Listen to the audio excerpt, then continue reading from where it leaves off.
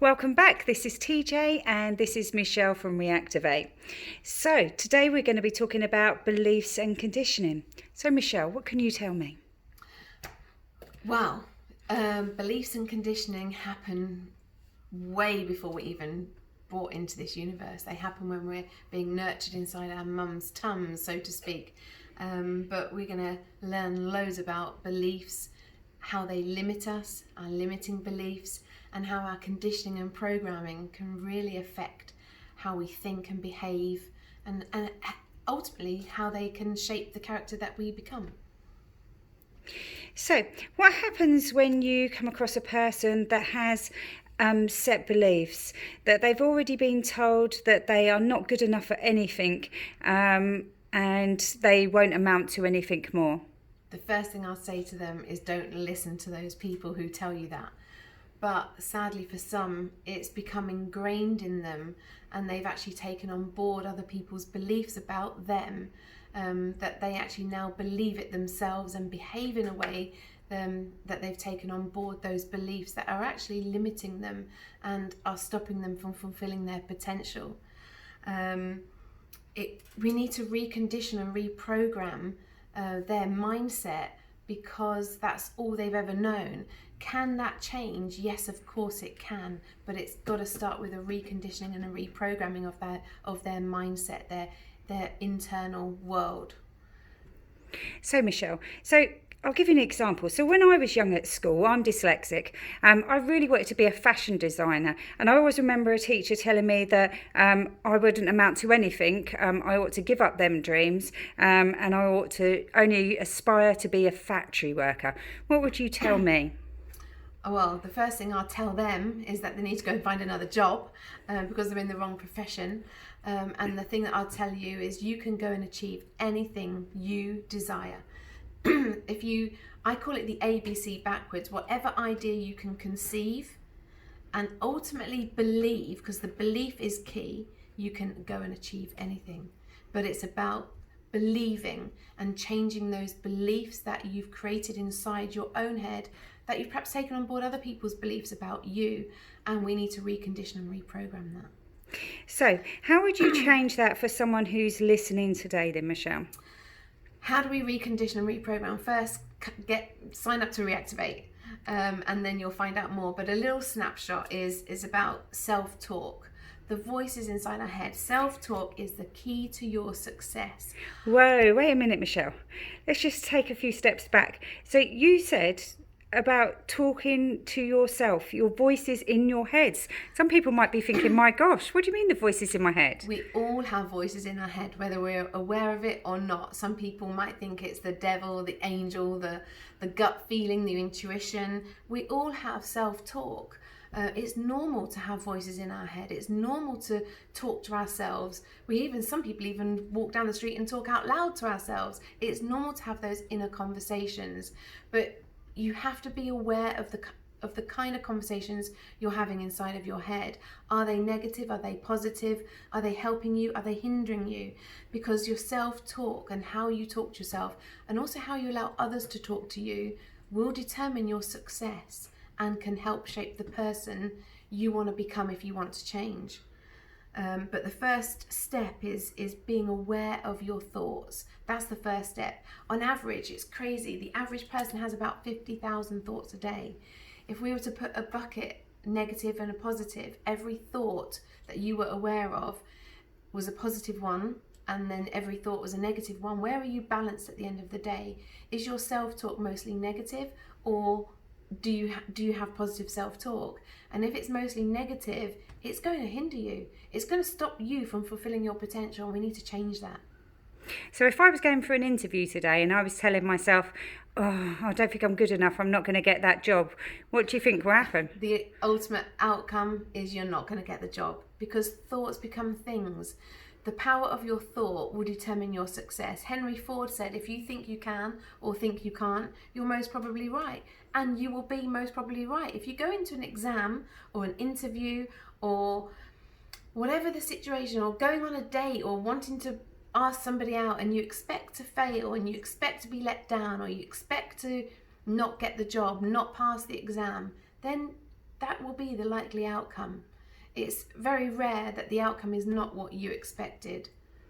So he's saying it's my thoughts, my self-talk that would hinder me. And if I feel positive and I replace all of those negative thoughts with the positive reports, then I should get a better outcome. It would certainly help you. I'm not saying you're going to get an outcome every time you speak positively to yourself, because sometimes we need no's, and no's just mean next opportunity. But I'm saying to you that your self-talk can actually affect your performance without you even knowing about it. Your non-verbal communication, how you present yourself, how you go into that interview with confidence, with eye contact, or those kind of things are all key. And if we think we're going to fail and not get that job, we'll go in with a different energy. Our thoughts, there's a direct link between thoughts and physiology. Your whole self-talk, you can make yourself sick, but also self-talk can make you better. But you can actually physically make yourself sick through the power of your mind. So Michelle, you're telling me that I can make myself sick through me thinking that I'm sick? Listen, have you ever tried to pull a sickie? Yes, sure I have. And you ring up your boss, you're not really sick, but you're just ringing in sick. And you say to them, I'm not well today. And to keep the story going, when your mates ring you, you tell them you're sick too, because you don't want anyone to dob you in. But by the end of the day, you'll normally find yourself that you have got whatever it is. If you said you had a headache or a migraine, or you've got sickness, or you feel sick, or by the end of the day, you will actually have those symptoms, because how the brain, the power of the mind is quite phenomenal. We don't really understand it. But when we talk to ourselves in a negative way, thoughts become things. We will manifest that sickness, that headache. And I'm sure that's happened to you before, when you've actually rang in sick. You're not really sick, but by the end of the day, you actually do feel sick. And equally, I know people that have healed themselves. A lady had breast cancer, and through positive self-talk and reaffirming to herself that she had great health and abundance, and surrounding herself with positive people and doing things that made her laugh, because laughter is a miraculous medicine. Being happy and a state of happiness is positive vibration. I'm going off on a completely different subject in terms of positive vibrations and the vibrations and the energy we emit. That will be another topic, but your self-talk can make you sick or not, and your self-talk is the key to your success. First, be aware of your thoughts, and the second step is to reshape those thoughts. So now you're probably going to ask me how. Yes, how? So, when you have a negative thought, or you think negatively about yourself, or your self-talk is doubtful, I can't do this, a negative step, be aware of it. And then actually say to yourself, put a positive affirmation in the personal, present, positive way that says, I can do this. I am clever, I'm competent, and I'm capable, and this is easy for me. So if you you might be a young person who goes into a school and hates maths, and you go to your maths lesson with that attitude and mindset, I can't do maths, I'm rubbish at maths, and therefore, guess what? It changes your attitude. That self-talk will change how you behave in that maths lesson. If you go into that maths lesson with the same approach and mindset and self-talk and attitude that you do into a lesson you love, it might be sport, it might be practical activities, you will see a difference in how you then behave in that maths lesson that you hated. And your self-talk can determine whether you are successful or not. That is the power of your self-talk, and that is your control. And that's another whole topic about locus of control, which I'll talk about in a future session. But that self-talk is what you are in control of.